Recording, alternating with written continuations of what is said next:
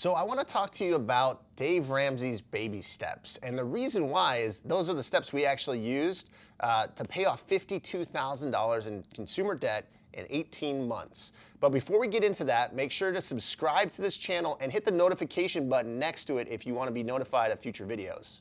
Let's get started. So baby step number one is to put $1,000 in the bank, what I think Dave calls the baby emergency fund. And the reason why this is important is because it can be a buffer between you and debt. And so when my wife and I were first getting started, we were using credit cards to pay for emergencies, not cash. And what does that do? It built up our credit card debt, right? And so we're paying 24% interest if we didn't pay it off on time, right? 20 to 24% on these credit cards. And it was just ridiculous. And so for us, that was a huge thing to say, okay, how can we save up $1,000? So one of the things that we did was sell some of my wife's purses. And I did it with her permission, of course.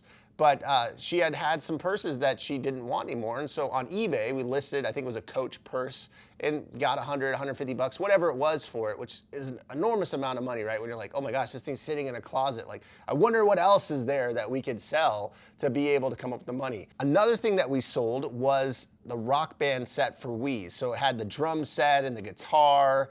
And so it was one of those things where, okay, we didn't play it a lot. It was cool. We're newly married, but it was something we could get rid of. And maybe we got 100 bucks from that on eBay.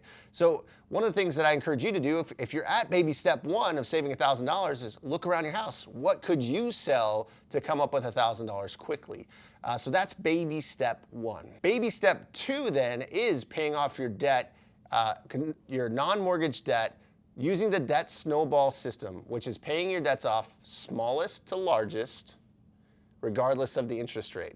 And the reason why that matters is there was a study done where psychologically, when you pay off the smallest debt, you get a win really quickly. And when you get that win really quickly, you're like, wow, this is actually working. I'm gonna keep at it. If you're paying off this huge mountain of debt and you feel like you're getting nowhere, you feel like you're a rat in a wheel, you feel like this is never gonna go anywhere, and so you give up, right? And so that's why using the debt snowball is key. So we did this, and we had some credit cards, so some small credit cards at the top. Then we had some car loan, I think it was, and student loan debt. Put everything on there and just worked our way down the list. And every time we paid off a debt, we took the money from the previous debt that we were paying and put it to the next debt. So that way it made that snowball get bigger and bigger and bigger. So we had more cash to throw at our debt to pay it off in a short period of time. And that's what leads us to baby step number three, which is to save 3 to 6 months worth of your expenses. And so I call this the Mac Daddy emergency fund, but I think Dave Ramsey calls it something else, a fully funded emergency fund. And so let's just say that your expenses are $2,000 a month. So 3 to 6 months of expenses would then be $6,000 to $12,000 of expenses. And you might be asking, well, how do I determine whether I do 3 or 6? Well, it could be, do you have an emergency that you expect, right? Like maybe you have a roof that needs to get replaced. Maybe you have an air conditioner that you know is 20 years old and it's about to kick the bucket, right? Maybe you drive a beater car and you know there's gonna be a huge repair coming. So those would be some things to think about. A couple other things to think about would be, are you pregnant or is your spouse pregnant? Because if they are, there could be expenses that are incurred there that you're not expecting, right? Could be medical expenses, could be preparing the house. So things that are unexpected, but you can kind of say, hey, I know this is happening and there's gonna be expenses to go along with it. I don't know exactly what those will be. That's what a fully funded emergency fund would be for. Medical expenses, getting a surgery, perhaps you might be getting laid off from your job. You know that there's some turmoil within your company. So these are all reasons to say, okay, maybe I should have 6 months instead of 3 months of an emergency fund. Up to this point, you've got the $1,000 in the bank, you paid off all of your debt outside of your mortgage, you've got this huge cushion of 3 to 6 months emergency fund. At this point is baby step 4, which is invest 15% into retirement accounts. Now for me, I really like 20%. I prefer to kind of pad it so that you have more, especially if you're starting later in life, but 15% is a really good baseline. And I think Dave Ramsey's done a lot of research on this. But if you have a 401k and your company matches, this would be where you'd put that money. If you don't, then look at like a Roth IRA where you could actually grow your money tax-free. All of this is going to depend on what your accountant says, so definitely meet with a financial professional about your particular situation. But at baby step 4, this is where you're investing for the future, right? Your retirement years can be some of your most expensive years, unfortunately. Medical expenses, moving into assisted living, whatever it might be. So making sure that you have the resources for when that time comes. It could also be that you want to travel the world, whatever it might be. So baby step 4 is where you're going to invest that 15 to 20% on an annual basis. So let's just say you make $100,000, just for easy numbers. 15% of that would be 15 grand a year. If you made 50 grand, then it would be half of that, right? So it would be $7,500 a year. So that's just kind of the metric to help you say, hey, where am I at and what should I be investing for the future? So now, if you have kids, this is what takes us to baby step 5, which is to fund your kids' college. So I don't know about you, but college for me was something that my parents didn't plan for. And I don't fault them for that, but I also realize that now that I'm a parent of 2 kids, I can now change the trajectory for my kids and plan ahead, right? So for us, we've been putting $200 a month per kid away since they've been born. And so I checked their accounts today, and I think one's at like 6,000, almost 7,000, and one's at like 13,000, and they're still young. So one has 13 years till they can go to college, and the other one has 15 years, right? So that money's going to accumulate, appreciate. We're going to continue to put money away.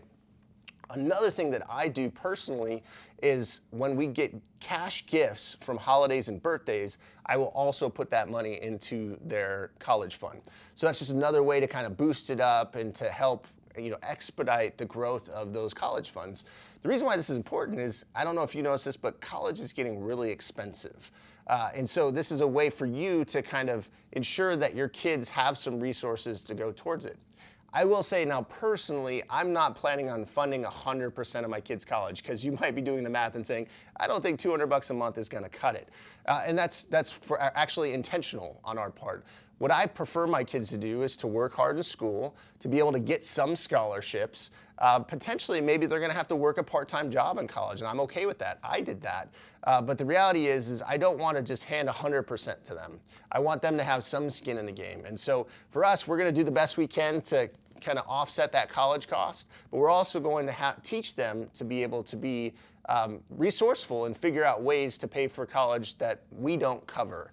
So that way they have, like I said, some skin in the game as well. So after you've got your kids' college is being funded, you've got your retirement being funded, you've eliminated your debt, this is the time in baby step 6 to pay off your mortgage early. So this step is really exciting for us because we are at the cusp of paying off our mortgage. So we literally are selling a place, and by selling that place, we'll have the remaining funds to pay off our existing mortgage and be 100% debt-free, which is super exciting. And I wish to say that this was the first time that we've done this. This is actually the second time that we've done this, because the first time that I did it, we paid off our mortgage early in our 30s, and it was really exciting. It was like a $200,000 house. We had been paying, we had paid off all of our consumer debt. We were investing, we're doing all the right things, right? We had gone through the baby steps, and we are now throwing all this money at our house, and we paid it off early. And then we decided, wouldn't it be great to get a second home, right? Now we have all this extra money. Why don't we buy a second home? So we bought the second home, and it was more cost than we expected, right? We didn't use it enough. And so it was one of those things where, well, why did we do this, right? We shouldn't have gotten into debt. And so we basically decided that we were going to sell that home. We had upgraded to a newer home in a different area. And so for us, it was one of those decisions that we made, okay, we're going to just sell this home, pay off our debt, be completely debt-free. And what a relief, right? Like, think about that. Like, what would it be like to not have any debt payments? No mortgage payment, no car payment, no credit card payments. It's a very freeing feeling, and so I'm excited to be in that position again. This leads us to the last but not least baby step number 7, which is to build wealth and to give a bunch of it away. And I'm really excited about this because, like I said, we were there at one point, and then we made some decisions that probably weren't the greatest. And I hope you understand, like, I'm trying to come to you from a position of, I'm not perfect. I'm just like you. I make mistakes, but I've been there, done that. I've learned some things, and I hope you learn from the process as well. but to be in a place where you're able to build wealth. So now we're maxing out, even more in our retirement than 20%. We're giving more than we ever have before, right? That's an exciting place to say, oh, once our mortgage is paid off here, we'll even be able to give more. And the reason why that's important to me is not only for my faith, right, as a believer in Jesus Christ, but also I wouldn't be where I am if it wasn't for the generosity of others. Whether they believed in the same things I did or not, I had an uncle that gave me a car when I didn't deserve a car. And it helped me get around and get to my job and do things that I needed to do.